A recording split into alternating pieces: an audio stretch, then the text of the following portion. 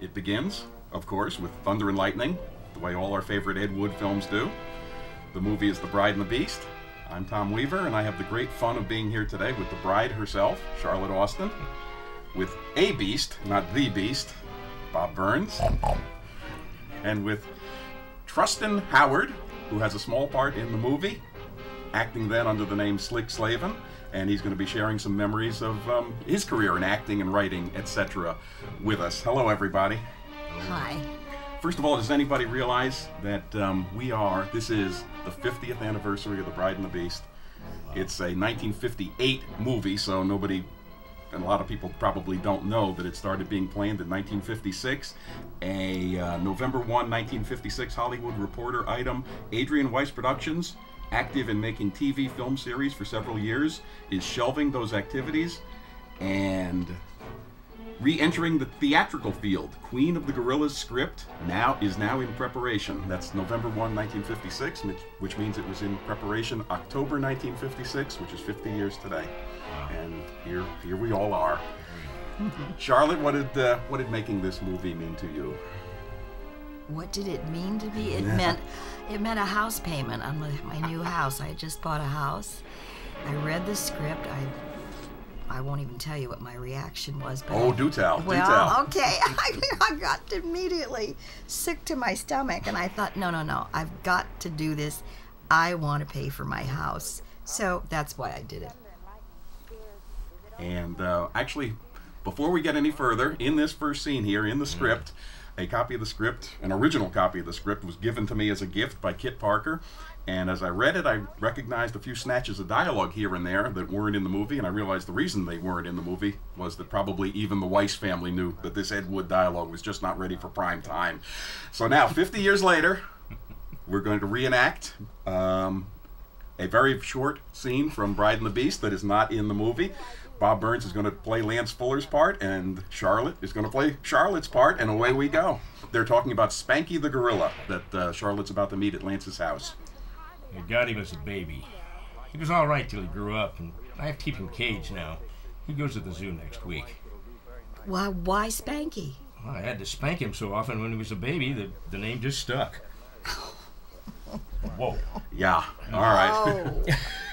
So was it the dialogue in the movie that turned you off? Was it the theme of a hunter? Was it the fact that the movie's really about the fact that you and the ape have romantic feelings for each other? What exactly was it that really turned you off? I'll tell you, it was the dialogue. I could not believe anyone in their right mind could write this kind of dialogue. But you know what? TV guide said it best. They said, watch this. It's a clump of lunacy.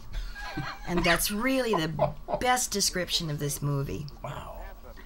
Now, in the 50s, there were a whole slew of pictures like this starting around 1956, because in the news, in real life, a woman had been hypnotized and told the world about her former lives, including going back to Ireland. She remembered a former life as an Irish woman named Bridie Murphy. Mm-hmm. And it was a big fad in the 50s, and a lot of people believed it, and Hollywood mostly left it alone. Mainstream Hollywood mostly left it alone. But the horror movie makers all got involved. There was The She Creature, there was I Was a Teenage Werewolf, there's Curse of the Faceless Man. There were all these monster movies with reincarnation themes. And just one by one, in the 1950s, when this Bridie Murphy thing was going on, each of you, you're all older than I wasn't around, did you believe it? Starting with Trustin. Yeah, I was very interested in it. In fact, much later, I produced a series called The Unknown, which actually had reincarnation and all the paranormal subjects. So I believed it, and I'm still into it. I did too at the time. At the time, I was very interested in it. In fact, and still am. It was hosted by Regis Philbin, a friend who of yours. also believes in it. I believe it. I did. Then or now? Well, even now, yeah. I mean, I still think there's something possibly to it, because when we did The She Creature, everybody was talking about it, and I think there's something to it. I really think so. Mm-hmm. And Bob, you're the expert. Tell us about... Oh, you just missed the scene where you'll notice that Spanky was rubbing his arm in the cage, and it cuts to a shot of Charlotte coming into the room, rubbing her arm. That's the first indication. That's it.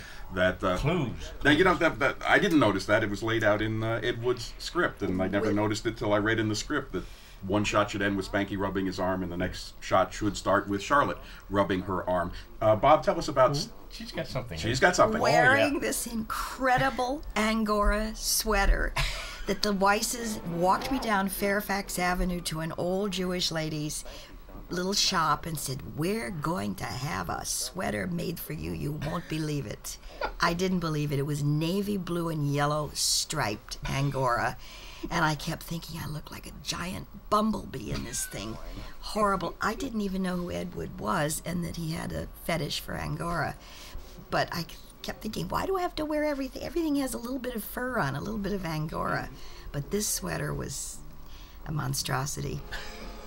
Did you like your other clothes in the movie better? No. No. You had also a bed jacket, you told me? Right, and the marabou kept going up my nose. But all of the clothes, one of the perks from the movie was, and you get to keep all the wardrobe at the end of the movie, which I promptly gave to the Goodwill. Oh, man. Bob, tell us a little about Steve Calvert, who we're looking at right now. Steve Calvert, he took over for Crash Corrigan when Ray sold his suits. He used to be the bartender at Ciro's, the nightclub that Crash used to go to all the time. And Calvert Crash, did. I guess, yeah.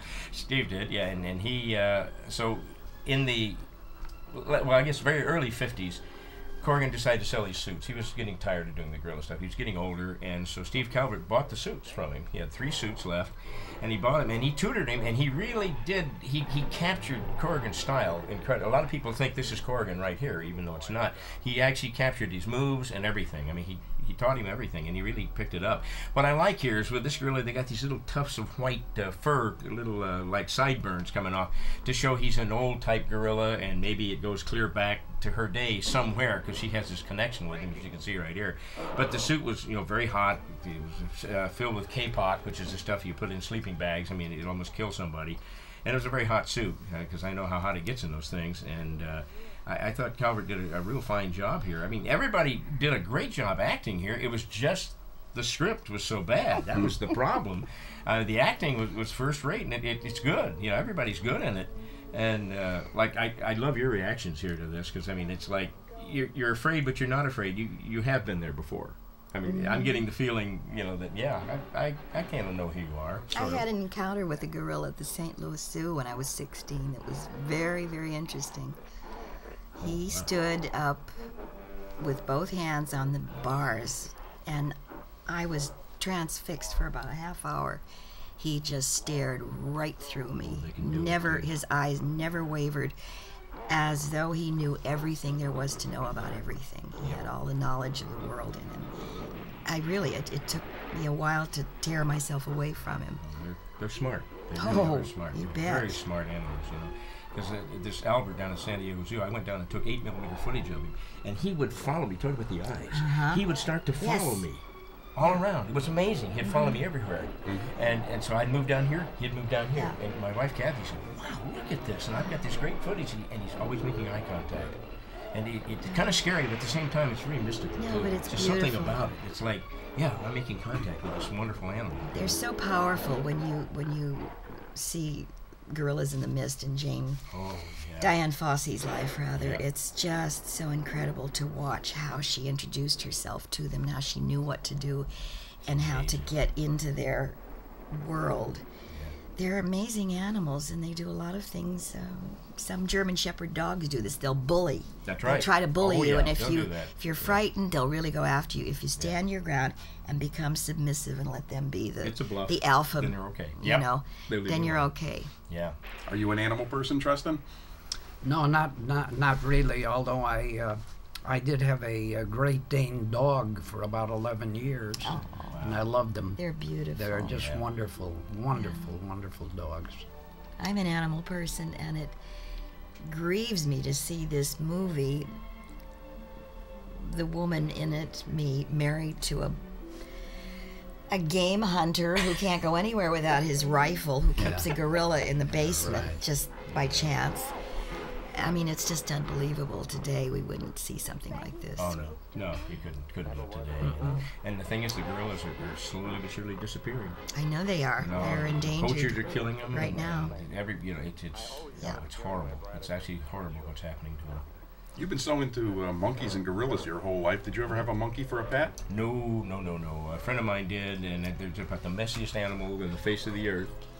They're nasty things. Yeah. They're nasty. I'm not wild about monkeys either. I don't trust them. No, they're nasty. Gorillas, that's something else. Oh, yeah. They're powerful and strong. And well, they have intellect. I don't think right, monkeys do. They do. They have a brain. Monkey is out to get you.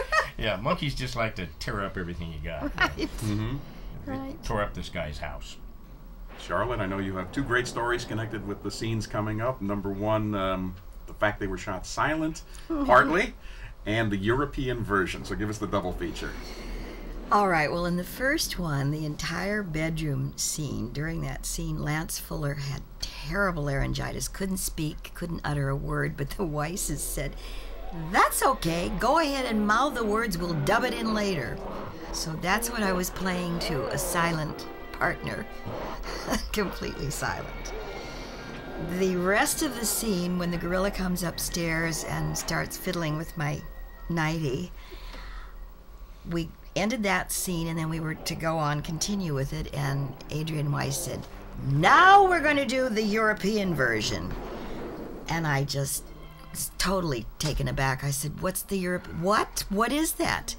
"Well, we're going to do it where you don't have, he pulls your clothes off." I said, "Oh no, I don't think so." So I had to rig an outfit for myself so that the front of me was covered up, but the back of me was bare to the camera. The only problem was when I did it, I didn't realize that there were grips and people all up above me on the catwalks watching me do this. I was so embarrassed. Today it would be absolutely nothing, but then it really embarrassed me because they sprung it on me. They didn't tell me we were going to do something like this, and my daughter won't even talk about it. And when movie makers spring something like that on an actress in the old days, you sort of had to do it? I guess, just improvise this. I've never seen it. I don't know what country in Europe Mm-hmm. Well, saw it's in this. the trailer. It is? It's in the trailer. We see your bare back, Oh, my if I'm God. not mistaken. Will the trailer go on the? The trailer's going to be on this DVD. Oh my gosh. The world will now see the European version. The European version. They were so funny. This family was incredible. Talk about the family, please, just one at a time. What the ones you remember? Well, I remember Adrian Weiss, the director, and Louis Weiss, the father. And it was a whole family affair. The entire family was involved. Adolf Weiss, who became a wardrobe man, he was an uncle. And let me see, Samuel Weiss, who was the assistant editor. At one point, Lance and I were riding across the African veldt, which was really, we were in a truck, and about 10 men were bouncing the truck up and down. And This is on a soundstage. This is on a soundstage, and I looked out the side window, and trees were going by, and limbs and brush and things, and all of a sudden I happened to look down, and I saw two tiny little feet at the bottom of a wooden barrel that tree branches had been nailed to. And it was Uncle Adolf pedaling this thing like a gerbil. Running. And the thing was turning, and Lance and I just totally collapsed. We laughed for probably an hour. They were disgusted with us. They were going to throw us off the set. We could not stop laughing. We were hysterical. Poor Uncle Adolf had to do some pretty incredible things. And he wasn't treated very well by the family. He really wasn't. But he tried his best. How did Steve Calvert here? How did he do? Did you get along with him okay? Yes, he was wonderful. Really a nice guy when I met him years ago, and like I said, he did Corrigan stuff really well. I mean, he did all the movement. That's all Corrigan. It could be him. I mean, it looks just like him. But he was, because I know the suit was hot. It had to be. No, he was a nice man, very nice. Now, your career, Charlotte, started with Monkey Business, and now two of the movies you're best known for are Gorilla at Large and The Bride and the Beast. What a terrible thing to say best known for. Yeah, well, I'd in like to think... 2000, I know you were in Desiree and all those movies. No, I don't want to be known for any of them, if you want to know the truth. Acting was... Frankenstein 1970. Go ahead, I'm sorry. Well, as the DVD Savant review said, and I'm going to read this, at the very tail end, Charlotte Austin gives it her all, playing an irrational, inexplicable character. And at the very end, he says, let me Glenn find Erickson. it. Right. And at the very end, he says, well, let me find this. Take your time. Steve's getting shot here real bad. While you look for it, I'll read a review. Mayhaps, this is from 1958, mayhaps this can go as part of an exploitation program with its offbeat and creepy situations. Fair is the designation for the acting, direction, and production, while the yarn is of average interest for this type of thing. Some viewers may find the allegations herein repulsive, but the horror pitch in the sales can take care of that. That's from the Motion Picture Exhibitor, and I've got a few other reviews that I'll read in the course of watching the movie here. Well, apparently these people, the family, had a library of old stock footage from old Sabu movies and a Tarzan movie. So they had to figure out a way they could use. They told me this. Said, so we've got this whole library. We want to do a movie about this and around this. So they hired Ed Wood. Did you see the movie, Ed Wood? Yes, and it was wonderful. It was not appreciated, I don't think. No, it was terrific, and it because it was clever, bright, funny. Yeah. I don't think anybody realized just how funny this was and how good it was. Mm-hmm. But anyway, and I still can't find this. Well, we'll find it later. Yeah. Both of you, Bob and Charlotte and Trustin, we're going to get back to you in a minute, but both of you knew George Barrows, the gorilla from Gorilla at Large, and I'd just love to have you two compare notes on what George Barrows was like. He was a sweetheart. He was. Very nice guy. Funny sense of humor. Oh, extremely. He and Anne Bancroft and I used to do Tea for Two. We did a little tap dance together in between takes. And he was wonderful. Yeah, he was just wonderful. He was a very great guy. And what I really appreciated about him is he built his own gorilla suit, too. Did he? He did the whole thing. He sculpted it and built the whole thing. And one of the few, along with you and Charlie Gomorrah. And you. We were the only ones that actually built our own suits. Well, Rick Baker did later, but I mean, I as meant far as the the old days. gorilla guys, they all had their suits made, and we made our own, but he was a terrific guy. And he had a stylized gorilla, but it was really good. I mean, his body English in it was really true. One of my favorite scenes in that. Oh, the eyes. His eyes were very good. Gosh, he was great. Really, really good. One of my favorite scenes, actually, in Gorilla at Large, is where you're with the mirrors. The House of Mirrors. He comes in. That's a spooky scene because you see him back there and you see him. Here you are standing there and there's like 10 gorillas looking at you. Yeah. Pretty wild scene, really. Now you just saw it in 3D again. Yeah. What were some of the gorilla-wise? What were some of the standout 3D moments? Oh, there's some great things. In the very beginning of the film, he's on the stage in this thing where he does this thing. He's supposed to grab Anne Bancroft, and he swings right into the camera a couple of times, and it really looks great. I mean, he really comes out at you, and then he jumps up on the fence and sticks his hand through a couple of. There's all kinds of gimmicks like that they use with him, but he's really great. And of course, at the end, when he gets killed, they drop the dummy and it falls right into the camera and stuff, But he was very good. He was my other favorite gorilla guy. I mean, not only that he was just really a great guy, but he was also very, very good at his gorilla stuff. One of the reviews for this movie mentions, I'm paraphrasing now, in her dreams, Miss Austen remembers a great deal of stock footage, which you also should have no problem remembering. I know. Yeah. Oh, one incredible scene that they wrote around the stock footage. Apparently a tiger was loose in the jungle. If you don't mind, why don't we wait for that scene? I think that'll be perfect. I know the scene. Trustin, talk about, please, being an actor in the 1950s and what name you used and where your career went after that. Well, I was a nightclub comic, and to me, I just had a very small part in this movie, but every part meant an awful lot, and I was really thrilled. I forget how I got the part, but although I do remember that I rehearsed it, I was a soldier, and I rehearsed it as an Englishman, hello, and one of those things. And then when I got on the set, and I was very nervous about it because I think it might have been one of my first movies. when I got on the set, they said, no, it's a Frenchman. That's so typical of these Yeah, people. it's a Frenchman, and so I had to give it a lot of thought. That certainly didn't help my day, but anyway, it was still a thrill for me to be, part of a movie. It really meant a lot to me, and of course, being in nightclubs, you really hope that you can kind of segue into motion pictures and acting. And of course, some of my acting parts did come along a little later on. But this was, to me, one of the important steps. So I was very appreciative to, I guess, Adrian Weiss. And I do not remember how I got there. They might have pulled me off the street. I don't know. They probably did. I might have been on my way to Cantor's for a corned beef sandwich or something, and sure enough, next thing I knew, I got a soldier outfit on, I believe a fez, and I'm working. I'm a working actor. God bless me. I'm taking my eyes on and off the screen, so when your scene comes on, please point it out to us. According to Hollywood Reporter, Queen of the Gorillas started Thursday, January 3, 1957, at the Family Films Key West studio. Early 1957. Would that make it your first film, Trustin? No, actually, I just found out about my first film, one that I had forgotten about completely. In fact, I think it was about a year ago, I got a call.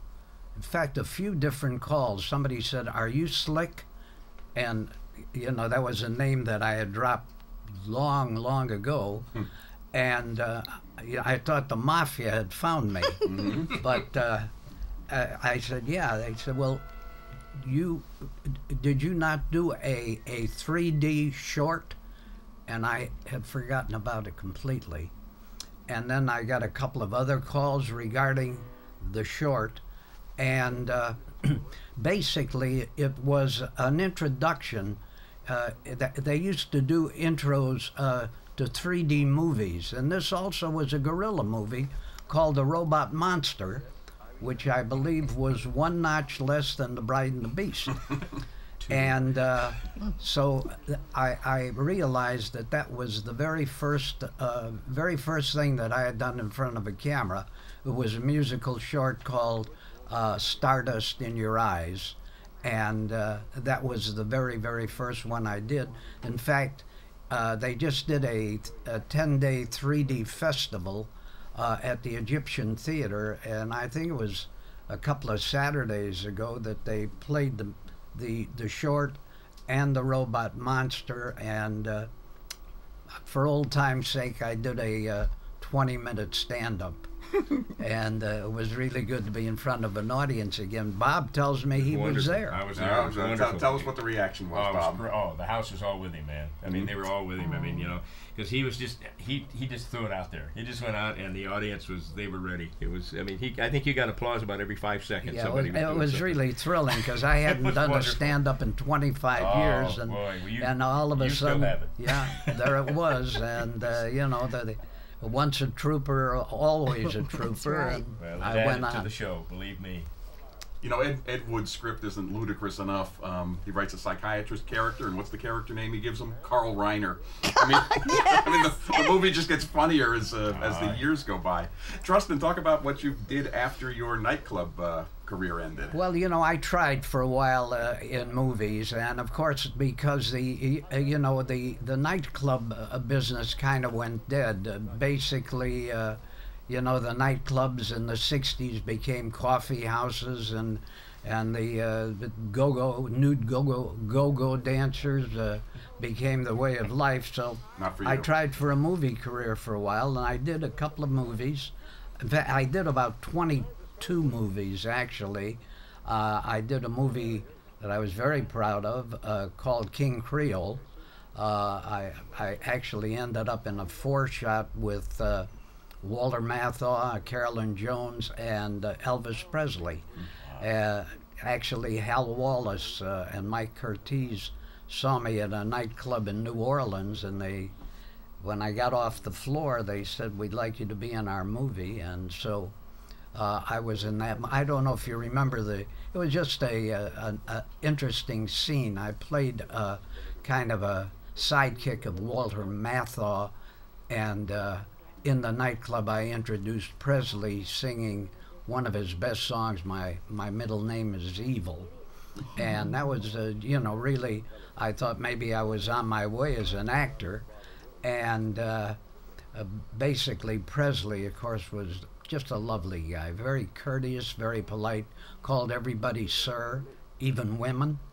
And but he was great. And then I did another movie that probably was my best. It was called Speed Crazy, and I got to sing a couple of songs in that. I wrote the title song called Speed Crazy, and I really thought I was on my way because they gave me introducing billing, and I remembered that the only other person I remembered getting introducing billing was Ingrid Bergman.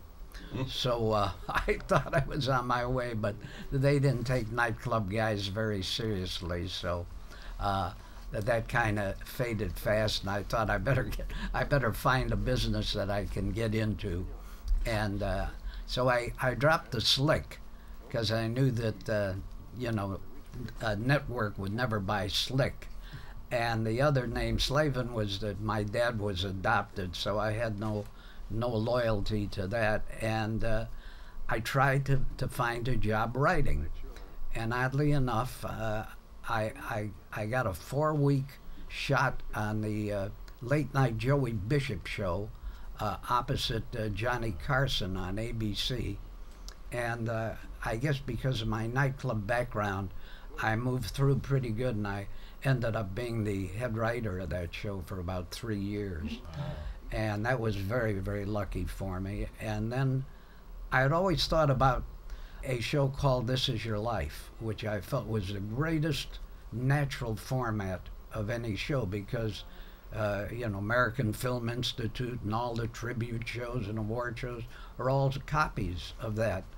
And I don't know if I'm rambling, but I'll give you my whole story. You're rambling, but it's interesting. Keep going. And so I had thought, I just always thought that was a great show. And I don't know what it is. If you think about something, somehow or other, you might connect. That's why I'm interested in the paranormal. And one day, out of the blue, I got a call from Ralph Edwards. And he said, yeah, I've heard a lot about you, and I'd like to meet you. And sure enough, I met Ralph Edwards, and this wonderful show. He suddenly said, because of my background, he gave me creative control and everything, and I ended up doing the life of Jonathan Winters and Phyllis Diller, Hee Haw's Junior Samples, Andy Griffith, brought on Ron Howard, Little Opie. And I ended up writing the highest rated show of that series, Betty Davis. And that was really one of my milestones. Wonderful. So I kind of segued in, and that's when I took my first 2 names, Trustin Howard. And that was it for me. And I just moved into writing, and it was really quite thrilling. In fact, I just wrote a book about,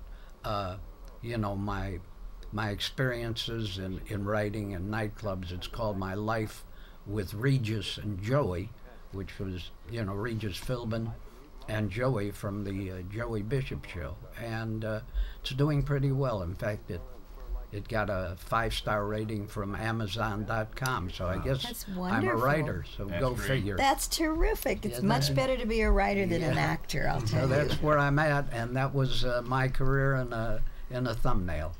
Before we get away from, we just got away from that scene. Going along with Bridie Murphy, hypnotism was kind of a 50s fad. I wasn't there. Was anybody here ever hypnotized? No, they tried to hypnotize me once and it didn't work. Someone tried to hypnotize me too, and it didn't work. He kept saying, so look at this coin. Follow this coin. I think I should have made him a little bit weird. I don't know for sure. One of our shows, we did 39 shows of The Unknown with Regis, and we did have a hypnotism on the show. It was one of the subjects, but at that time, and even now, they will not allow actual hypnotism, or they didn't. You know, a few years back, they wouldn't allow it, and so it was kind of a taboo subject. I'd be interested, Yeah. really interested in doing a regression. Yeah. Oh, I absolutely. would be fascinated. I Because, think we've all had a past life somewhere. well, your dreams I think, tell yeah. you everything, and consciously you say, "But I don't speak this language. I don't sing this opera." But in your dreams, you do. You're able. I think Absolutely. we have all the knowledge of the universe within Well, us. I learned so much about that from the show. I mean, we had a very interesting show on reincarnation. The woman was Ruth Montgomery, who wrote The World Beyond and The Life of Jean Dixon, you know, one of the great ladies of the paranormal. And I learned a lot. And I, you know, I believe that we, you know, I just don't believe that this is it. I had an interesting experience with my very, very best friend who died, and I was very cynical up to that point and didn't really believe much of anything. But before she died, I whispered in her ear and I said, "Liz, if you can, tell me." And she said, "I will." She whispered that. Well, the things that happened to me in the next 3 months were incredible. Unbelievable. Unbelievable. And they were mostly to do with electronics and electricity. Wow. Don't laugh. Nobody's It really laughing. happened. I was very cynical up till then. I did Give us a not for believe it. instance. Okay, I came home. I have little tiny white lights underneath my coffee table. They had blown out like 3 months before, and I couldn't lift the tabletop. It's like 600 pounds, and I thought, well, I'll have to get somebody to help me do this. And Liz was actually up and walking then, and she said, "Stop bitching about your lights, Charlotte." Well, the week she died, I came home from the hospice. The lights were on under my coffee table. Now they were burned black, the light bulbs. And I asked my daughter, I said, how did you fix it? She said, "I haven't done anything. I didn't touch anything. I haven't done anything." That night, my daughter had an incredibly telling dream. And things happened mostly with lights going on, mostly with computers, me trying to print out a message that I felt ambivalent about and didn't know if I should or shouldn't. And my computer just totally went out and went down to fine, tiny, tiny font, which I had not hit on the computer, so that I couldn't print this out. I was being told not to do it. But my daughter had a dream the night my friend, who was her godmother, died, and she said, "I saw Liz in heaven, and she had a crown of little white lights, like the white lights on the coffee table. And she was moving away. She said, 'But go to your computer. I'm writing a show.'" She was a writer. And she said, "I'm doing a show, and it's all about a beautiful river and people rowing on this lake or river and passing by beautiful trees, beautiful foliage, beautiful sunsets and skies, and it's very peaceful. Go to the computer and you'll find it." Well, a friend of Liz's, whom I didn't know, I had written everyone and told them that she had died, wrote me from Boston and said, "I would have written sooner to send my condolences, but I was on the so-and-so river in Boston." Oh, Wow. And she described this scene perfectly, exactly as my daughter's dream. It was so peaceful. The autumn leaves were falling. It was exactly as my daughter had seen this. When I count 3, 2, 1, and snap my fingers, you will awaken as Laura Carson Fuller. You will feel rested, but you'll want to sleep. Along those same lines, Bob, would you mind telling your classic elevator story? Oh, yeah. Well, when I was working at CBS back in the 50s, my wife was working at a bank at that time, and I was in the mailroom, and I had to deliver mail to the top floors, and there was a freight elevator that has a double door that opens and then a safety gate door, sort of a wooden thing you open up. And for months and months, I would just back into that thing. I'd open it up, back into it with my cart full of mail, and I did it that day. The problem was the safety gate didn't work. It opened up. It shouldn't have. And I found myself falling a whole floor down to the basement with the mail cart crashing right by my head. If it hit, I had to get killed, I guess. It knocked the wind out of me. I didn't honestly get hurt. I was very sore, and I had a very sore back, but nothing was broken or anything. And I remember the guard looking at me. You're talking about looking up at the light. Well, I was looking in the tunnel, all right, but not the one I wanted to look at. And Earl, the guard, says, "Bob, you okay?" But at that time, the phone rings. It's my wife, Kathy, saying, "Is Bob all right?" She said, "I was working. All of a sudden," she said, "I had this feeling something has happened to Bob. I've got to call right away." And that was within seconds of when this happened. So there's really something to this stuff. I'm telling you. I mean, that made a believer out of me. That there's something to it. This stuff is floating around, and if you consciously think of it, it's not going. It just won't work. But No. if it's just there and it happens for you, it's really something. But that's the one experience that I can honestly say that my wife and I have actually had. Are you the only one here who knew Ed Wood?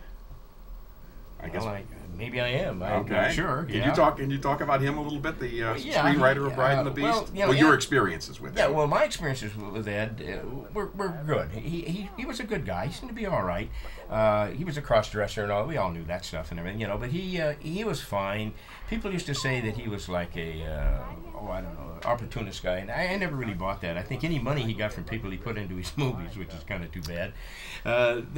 He had the drive for doing movies, the love for everything else. There's two things he didn't have: taste and talent. Talent. If he'd have had that, he'd have been okay. However, let's face it, like the Weisses, he got movies done. He actually got movies done, and they were out there. So, I mean, I'll hand that to him. But I found him to be a very likable guy until later on we started drinking heavy and everything. And I saw him about 6 months before he died and gave him $50 because he was, quote, going to do another film. And I know that went right into a bottle, I'm sure, which I felt pretty bad about. But no, I found him to be a pleasant guy. After hearing the dialogue in this script, I'm not too sure about his writing either about it. So I don't know. But no, he was a very nice guy. And could you tell the story? Just give us the 15-second version. Yeah. Bela Lugosi, Plan 9, didn't finish the part because he died. Yeah. Then what happened?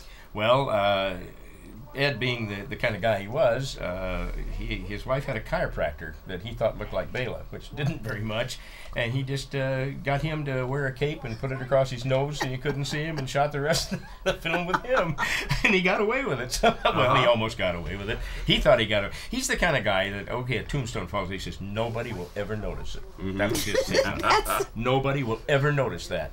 His airplane was 2 seats sitting against a curtain. That was the interior of the airplane.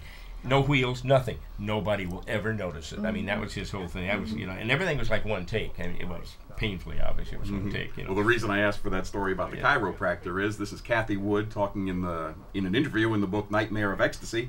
Tom Mason was a chiropractor and hypnotist. We always called him Dr. Tom. Tom and I found out I was a perfect hypnotic subject, and it got to where he could hypnotize me on the phone just with his voice. Wow. One time while I was hypnotized, I had my hands out to both sides, and Tor Johnson put his full weight on them, trying to force my hands down to my sides, but he couldn't do it. Eddie got valuable information from him on therapeutic hypnotism for The Bride and the Beast. Wow, now, that's something I didn't know. So there's the weird cape in front of the face guy on Plan 9 was the technical advisor on this movie. Charlotte, I see you in a truck here, or I thought I saw you in a truck here. This is the infamous yes. Uncle Age. What was his name? Uncle Age. Adolf. Uncle Adolf. Yeah. Yes, there it is. There are the twigs going around, and we pull ourselves together. That was the same night that Louis Weiss, the father, around midnight, they said, "We're going to break for dinner." This was at midnight. Now this is where? On the set, on the soundstage. Mm-hmm. So he said, "Everybody line up," and I thought, what is this? We all dutifully got in line. As I got up to Louis Weiss, he was holding a clipboard with lots of papers on it, and he said, "So 1 pastrami or 2?" Oh. And he was checking them off on the clipboard. That's how we had dinner that night. Oh, boy. He spared no expense, did he? This note spared no expense at all. That's why I got to keep the wardrobe. Of course. Yeah. Oh, man. Oh, That's just funny. Unbelievable family. They were so funny. They were so Really sorry I funny. didn't get to work with them. Sound like a great bunch of fools. Lance Fuller just saved your life there. Can you talk With about a big tarantula.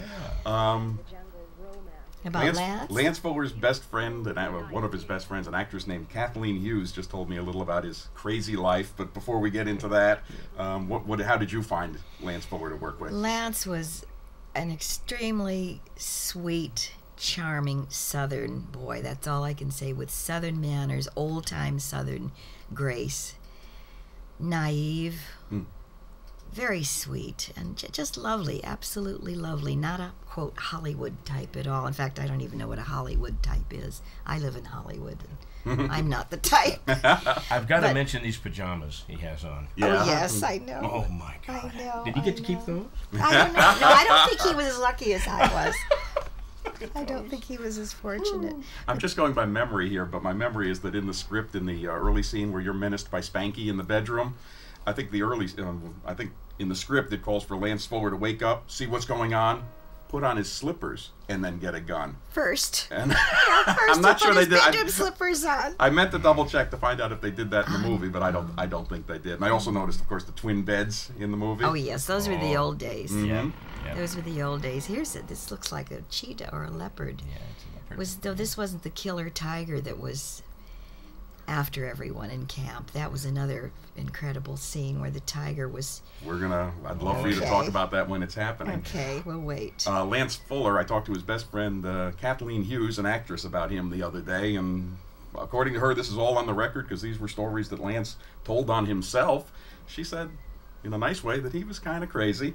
He began in the movies in the mid-1940s, mostly extra work in teeny tiny parts. As a matter of fact, Frankenstein Meets the Wolfman is one of them, and To Have and Have Not, according to Fuller. And then by the early 1950s, he was married to an actress named Joy Lansing, if anybody remembers her, Sure. but that didn't last long. And then he went to Universal, and he met Kathleen Hughes, and they dated a few times, and she said he was very nice, no sexual demands. She said he was kind of completely asexual, in fact. In fact, she said he told her, the reason his marriage to Joy Lansing broke up was because she wasn't happy with it, because he only wanted to have sex once a year. Well, that sounds about right. I dated him too. Yeah, and just... But that was fine with me. He was sweet and nice and, a gentleman. And then he was at Universal and made a bunch of movies there, including This Island Earth, as Bob, As one Brack. of the high forehead Metaluna guys. And after that, he was at AIP, where he was in Voodoo Woman and She Creature. She Creature, Both of them. and I worked on both of those with him. Yeah. Girls in Prison, where he was a tough guy and did a Yeah. pretty good job. Yeah. And then the roles got smaller and fewer and farther between, and unfortunately, the life got kind of sad after that. One of the real problems with his life was that both he and Kathleen had terrible migraines, and so they could commiserate about that. And there was one time when he had a migraine for like 3 days and took all the medication he could, so now he's over medicated or whatever, and he wasn't sleeping, and he just freaked out. And he had a house on Beverly Glen, and he came out of it with either a crowbar or a tire iron. Ooh. And he just went out into the middle of the road and just whacking cars as they went by. Oh, not good. And, well, it gets worse. Somebody calls the police, needless to say, and they shot him. Oh, no kidding. I remember Oh, that. The bullet through both lungs. And she said his health was never the same after that. And it just went down to where he lived in a house with his mother. Yep. And finally the mother had to be put into a nursing home because her health was so terrible. And after a while, the community comes to him and, look, we're paying for your mom in the nursing home. You got to pay us back or we're taking your house. So they took his house, and That's Kathleen sad. went there, and she said the place, obviously he was so broke, the place was just a shambles. The ceiling had caved in one place, and water damage, and no running water. He didn't deserve that kind of stuff. No, he didn't. No. And after that, the Screen Actors Guild put him up in different places, and eventually he ended up in a assisted living place or retirement home. Not a retirement home, but a nursing home, I guess you would call it. There's your tree. There it is. There it is again. And Kathleen Hughes got to be either everybody else he knew either stopped visiting him or they were all dead by then. And Kathleen Hughes got to be the only one who was visiting him there and paying for his haircuts and taking him on his errands. And he was in and out of the hospital with medical problems. And finally, when they got too bad, at some point I'm not going into the hospital again. And he knew that would be the end of him, not having his problem taken care of. But he just passed away in the nursing home, refusing to go into the hospital again. Wow. So it turned out to be a really sad life for him, unfortunately. Yeah. And maybe largely because of the You know, Tom, I remember Joy Lansing. She was quite a sex symbol and very well endowed. Yes. And when I was writing The Bishop Show, it made room for one of my big lines. I said, when she comes out, we'll see her 10 seconds before she sees us. That's Shame fabulous. on you. Yeah. But she was a good sport, very nice lady, and she didn't take that too hard. All right. And speaking of Joey Bishop, again, I'm sure it's all in your book, so I'm not asking you to tell tales out of school. What was he like to have as a boss? Joey was very, very hard to figure. Actually, I don't know. Joey, you couldn't really get to know the guy. If there was an old actor by the name of, well, basically there was Buster Keaton and Ned Sparks, and I think Joey fashioned himself after either Buster Keaton or Ned Sparks, where they never smiled and just, Stone constantly just very serious and through lines while being serious. It worked, for Buster Keaton. It worked for Ned Sparks when Buster Keaton did some talkies, I believe, later on. But that was Joey. And however, Regis was, that's when I first met Regis, and he is just a earthy, wonderful guy. And Regis and I were like the Cats and Jammer kids. Joey, trying to stay out of Joey's bad graces. But anyway, it was a 3-year show for me, and I was my first writing job, and I was thrilled by it, because it gave me a whole new career. And how did Regis Philbin and Joey Bishop get along during the time you were there? Regis did his thing. He was second banana, and he never tried to step on Joey's lines. You couldn't do that anyway, but they got along fine. And in writing, I built up the innocent character for Regis and made Joey the father figure, and that kind of worked out. I see myself on the screen now with my fez, and my English accent wasn't part of this, and suddenly I'm doing a Frenchman. But that was it, and then I guess I went back into the car. Did you get to keep your costume? I tried not to.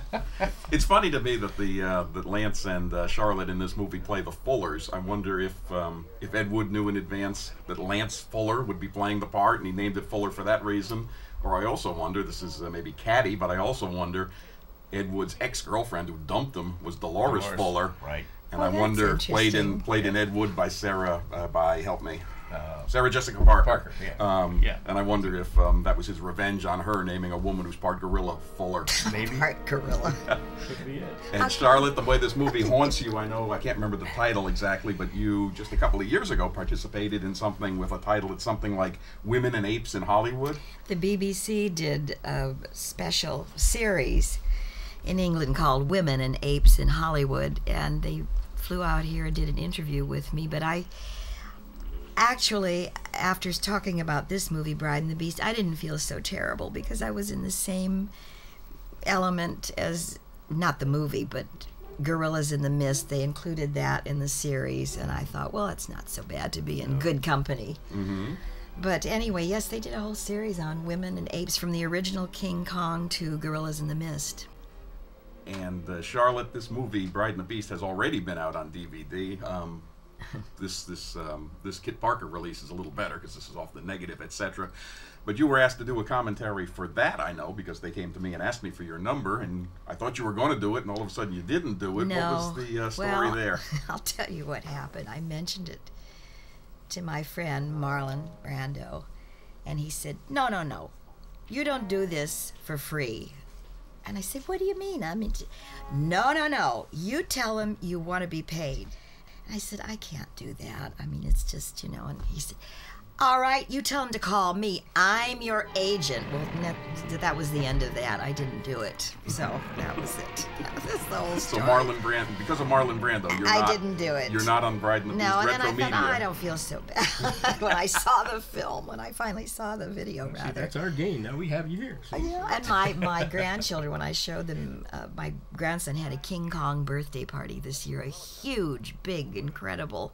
Everything was King Kong, and I did huge posters for him. We had the original King Kong movie, we had the Jessica Lange movie, and we had the latest movie showing on the big screen. All three of them going at once in the house.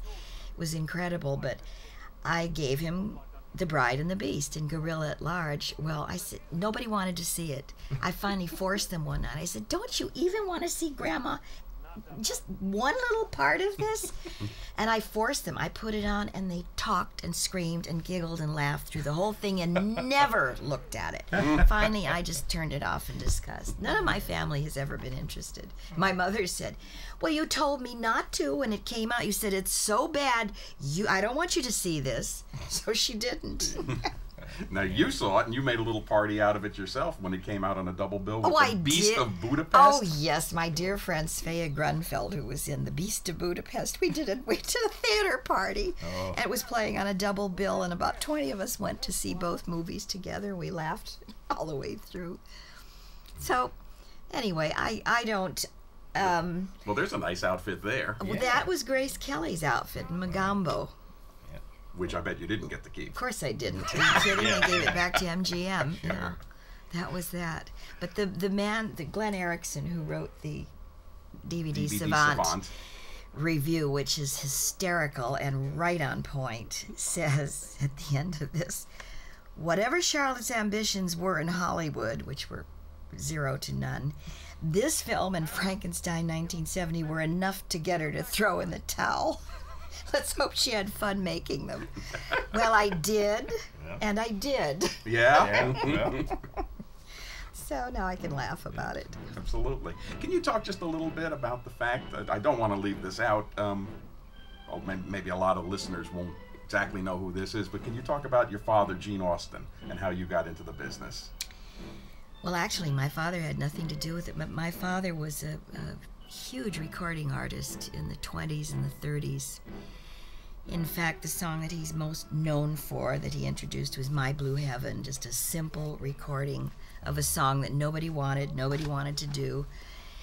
And he got together after a recording session, a whistler, an agent who could whistle, and somebody else who played the cello, one of the musicians that was left over, and someone else, and they made this dinky little recording that probably over the years has sold like 83 million copies.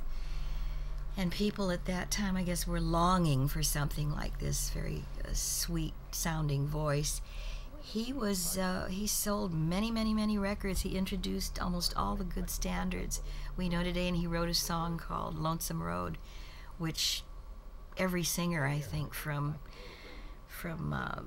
Sinatra, Sammy Davis, oh God, I can't, the blind singer. Ray Charles? Not Ray Charles. See, I'm losing my short-term memory, too. But everyone has like Sheer, but that's not it. No, everyone has recorded this, and it's a classic. It's really a classic. But he made a huge contribution to the recording industry. And Naris, the first year they did the National Hall of Fame, the Grammy Hall of Fame, he was inducted into it with Stokowski and Mahalia Jackson and Edward R. Murrow. There were about 6 people, and my father was one of them. Trustin, you were telling us a little while ago what Gene Austin meant to you growing up. Well, yeah, that's, I just really basically found out that Charlotte was Gene's daughter. And I had always felt that Gene Austin was, without a doubt, actually one of the top male singers of all times.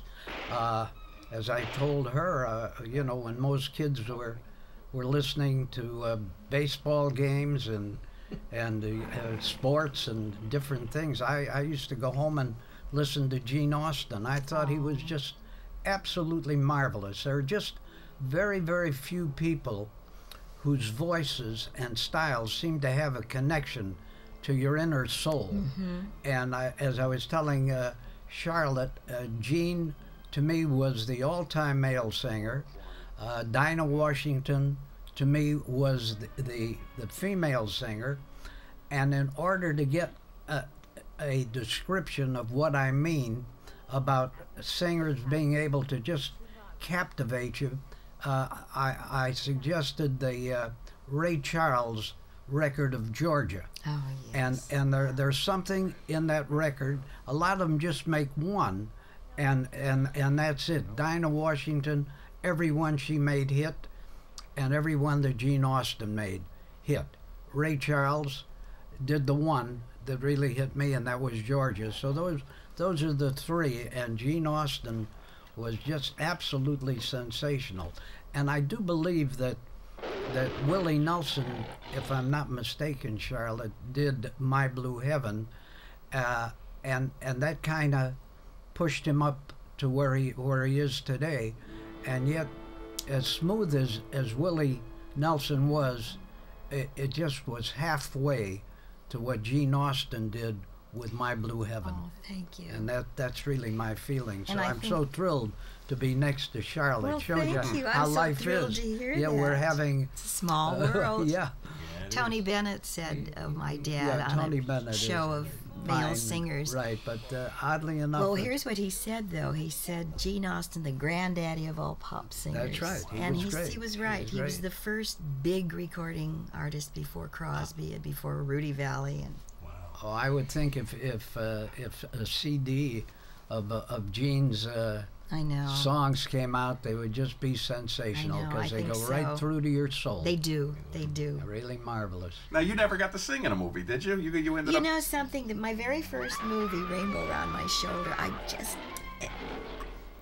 about a girl who by accident breaks into Hollywood and is discovered, and it was a picture with Frankie Lane and Billy Daniels, and they wouldn't let me sing. They dubbed my voice. I said, but I sing. Oh, no, we're just going to save time, dub your voice. I almost died because I thought this is what I do more than acting. I was a singer. And music has always been my thing. In fact, I wrote a musical a couple of years ago based on the O.J. Simpson trial called Scared White. Oh, wow. And at the time, people were a little bit afraid of it. I said, aren't you afraid? I said, no. Why? If you can't make fun of this, if you can't joke about these things, then we're lost, you know. But I still have high hopes for it. Everyone who's heard it thinks it's great. So, is there a movie or a TV show that we could access where you sing? No, absolutely not. No, I'm trying to think. What could I? Well, you could, but Oh, the talk about Barbie Barbie. album. Yeah, Talk I about did- Barbie. Nobody knows about Barbie. I think. did a little Barbie album of 345 records with 6 original songs. This is back in the day. Right, in the 50s. And I was Barbie, and a guy named Ken Cunningham was Ken. And we did a whole album based on Barbie, and then I also did the voice of Barbie in the television commercials. And so it was kind of nice, and the people who came to me, the songwriters, said, you know, Mattel, this new company, has a doll out that's only been out for a year, and you know they've made over $1 million with this doll. And they want us to do an album, so I did it. That's great. I think of you as Malibu Barbie, and in this movie as Marabou Barbie. Marabou Barbie with the feathers flying up my nose.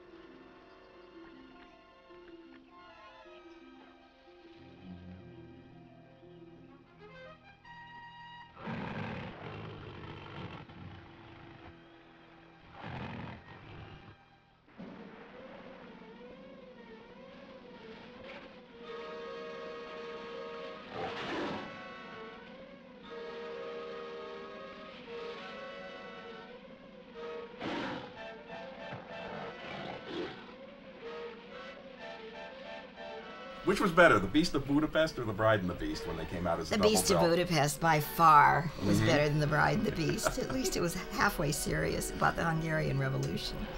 And of your three movies that people listening to this will probably be most familiar with, sad to say, of the three, can you rate them? Bride and the Beast, Frankenstein 1970, and The Man Who Turned to Stone. Oh my God.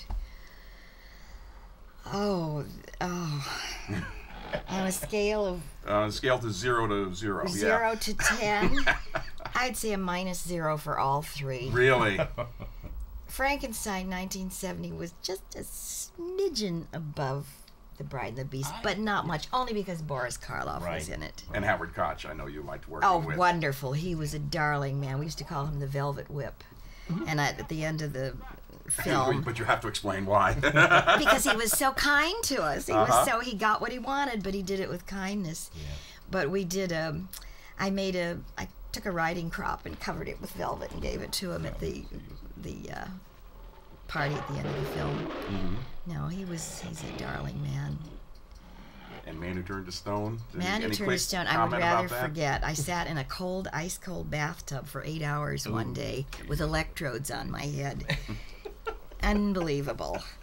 So none of this fit in with your images of what being an actress You would be know like? what? This man who wrote this wonderful review that said I threw in the towel, I absolutely agree with him. Yeah. I threw in the towel after that. I thought if I had to meet these people socially, in a social environment, I would... Tell the story. You went to audition for a part or Oh, something? I went to audition for something and waited and waited and waited and waited. And when I finally got into, I don't even remember who it was, office, here's this guy sitting at his desk with his feet up on the desk, puffing away on a big cigar.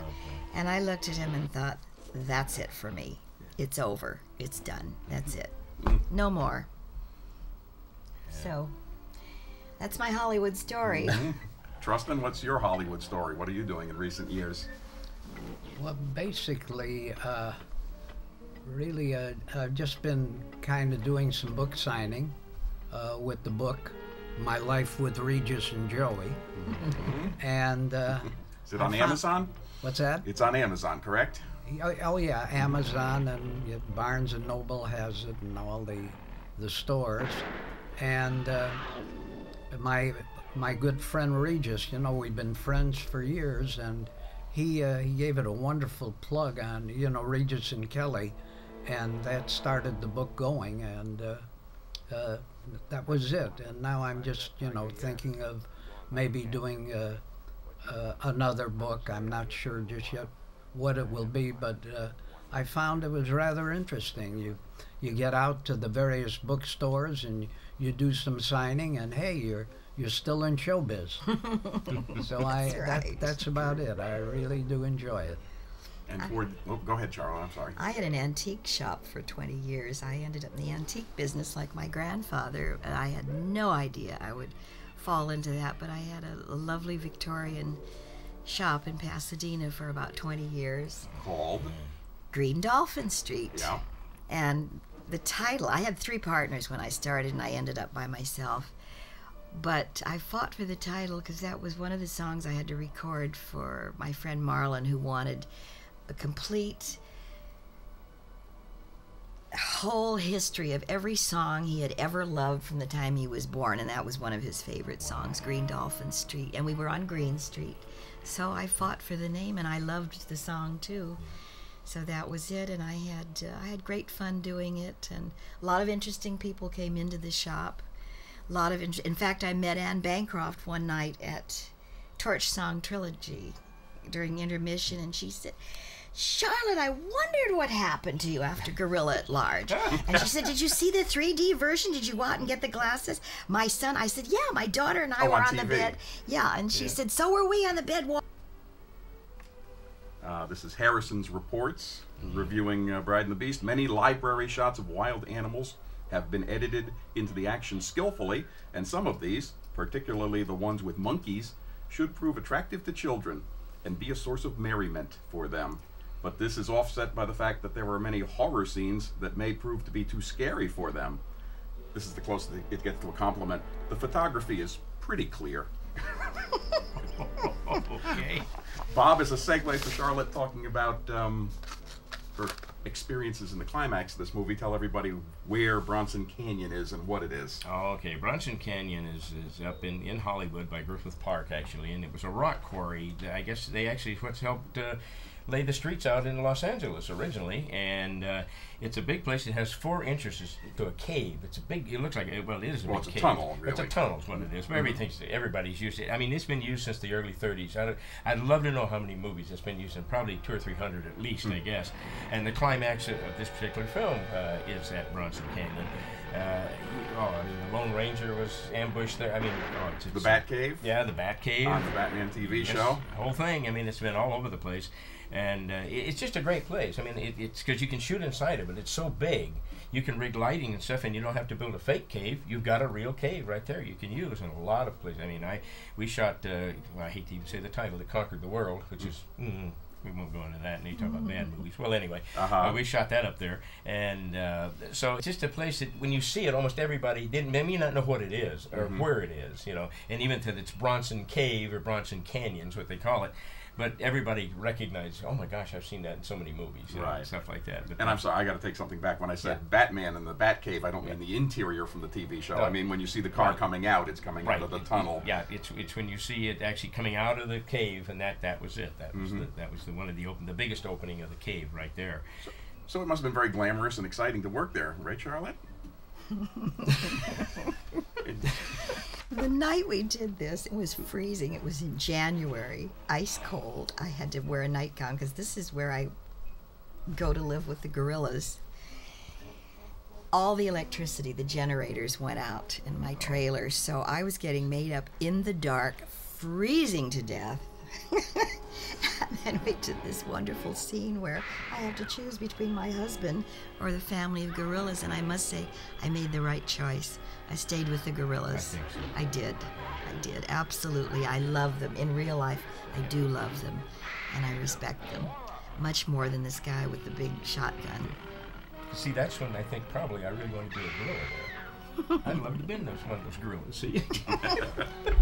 They were bringing me bananas and grapes and fruit, and I was sitting there in a negligee, freezing to death. Now, you told me once that as a kid you had Queen of the Jungle. Oh, I did. I grew up in Burbank behind Warner Brothers in the Los Angeles River. It was right below us with no cement wall. It was just a natural river then, and I used to go down and pretend I was Sheena, Queen of the Jungle. I did. I'd go down and wrap material around me like a sarong. I always did, and I still love nature. I live in the hills, and I love it. It's the best. I do. Tell us what we just saw, Charlotte. This wonderful scene where I have a tiger's head poked at me on a stick because they happen to have the footage of an old Sabu movie and a woman running through the jungle with a tiger chasing her. So Adrian Weiss said, now you're running through the jungle with her costume on. I turned around and almost fainted. They were poking a stick at me with a fake tiger's head on the end of it. That actress was, she used 2 names in her career, Joanne Page and Joy Page. She was the stepdaughter of Jack L. Warner. Oh, really? She had a good part in Casablanca. And that's footage from a movie called Man-Eater of Kumaon, where she's a pregnant Indian woman being chased by a tiger. Yep. So you had Jack L. Warner's stepdaughter doubling for you there, kind of in a sort of I was way. doubling for her, whatever.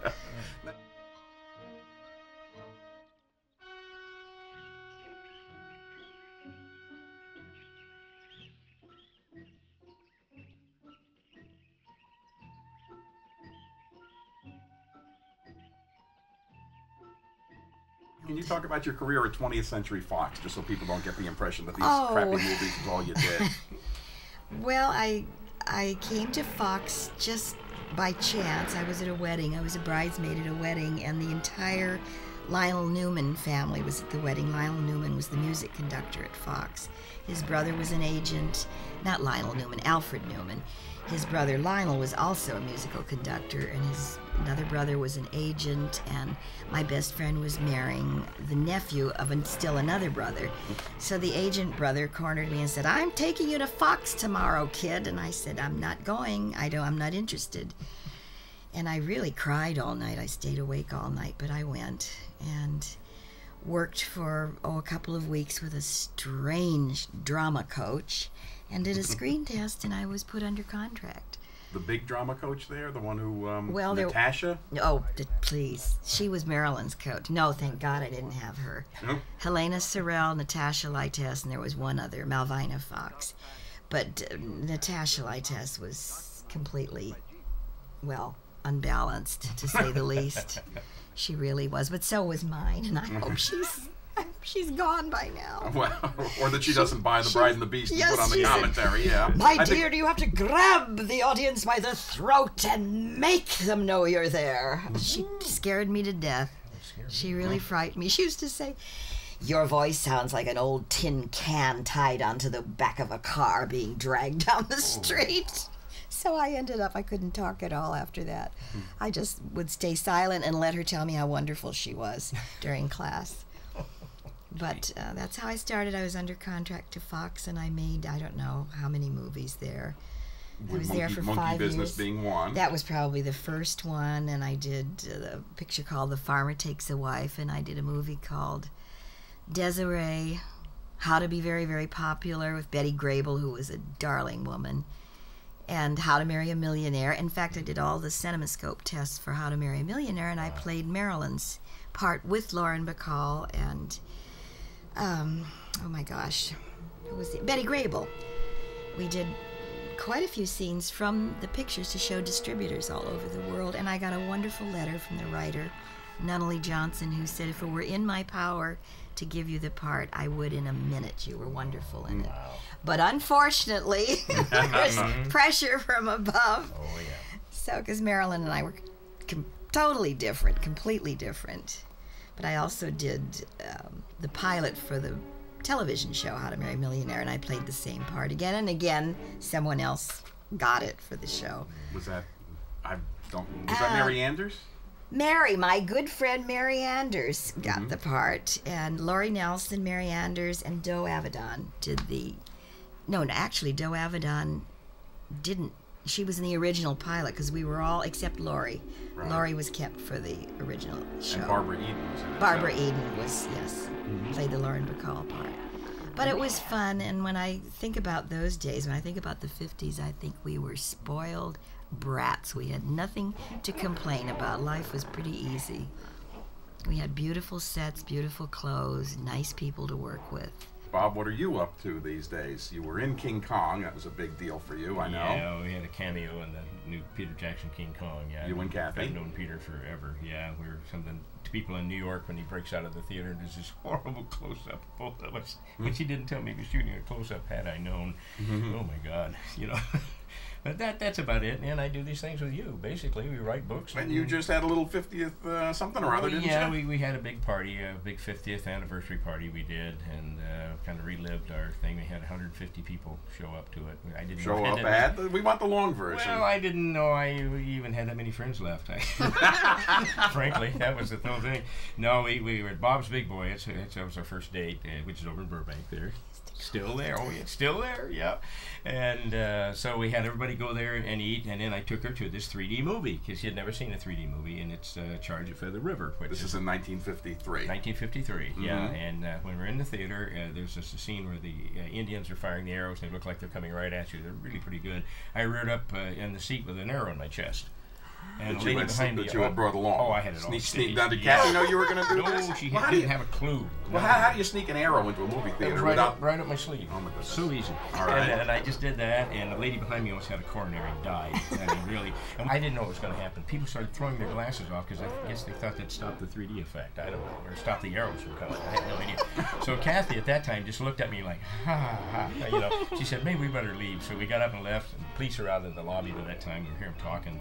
And I said, what happened? He said, we saw some guy get hit with an arrow. We're trying to find him. We can't find him. They stopped the movie and everything. Turned on the house lights and the whole works. And I said, geez, I hope you find him. And off we went. And Kathy, I thought, well, this is either going to make or break this date. It'll be the end of it, I guess. And she said, He's got humor and imagination. That's all I need. Oh, that's wonderful. So that's it. So That is we absolutely- recreated the whole thing, and they let us do it again in the theater. Just a few weeks ago in Just a couple of 2006. weeks, yeah. Had Oh, to do the arrow thing again, and that's people reacted wonderful. again. It was fun. It was really a fun thing. But That is wonderful. that's just kind of how it worked out. I was lucky, I guess. Now is this the same suit, Bob, as the beginning of the movie?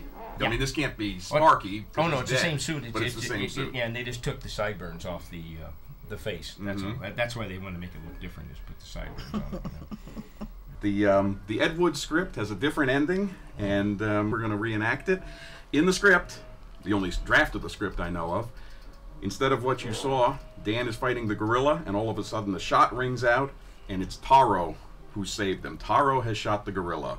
And for this reenactment, Slick Slavin, Trustin Howard, is going to play Taro. Charlotte is going to play Laura, as usual. Bob is going to play Lance Fuller's part, and I'm going to read the in-between stuff. Okay. So, medium shot Taro.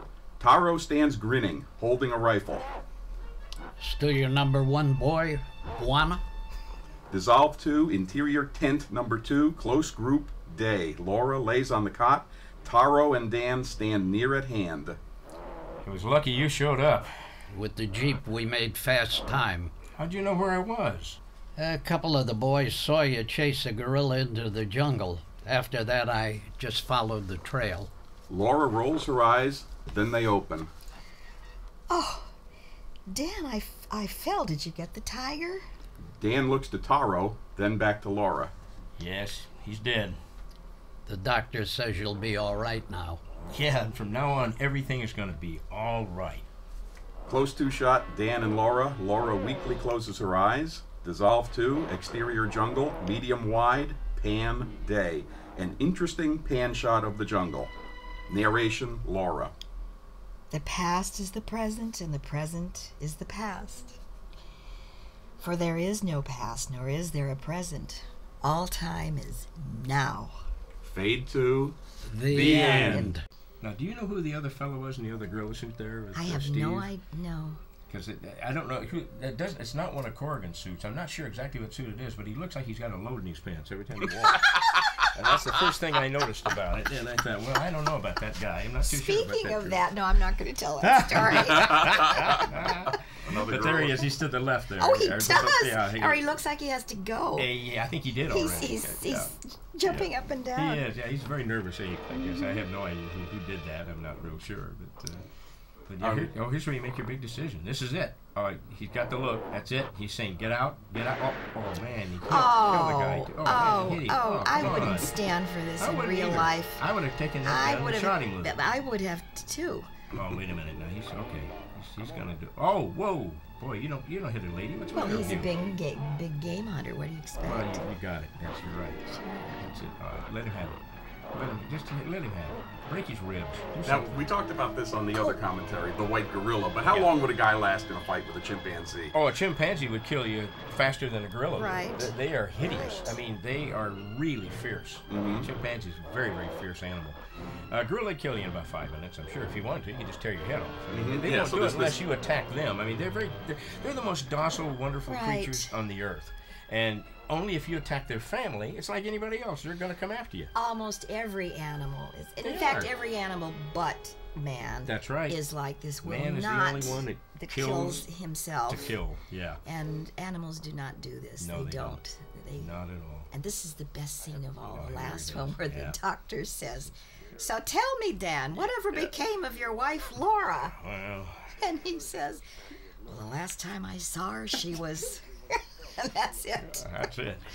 She was sitting in a cave with a bunch of Got gorillas. a bunch of apes around her, and they And were I all love this- talking and stuff. This question, so tell me whatever happened to her.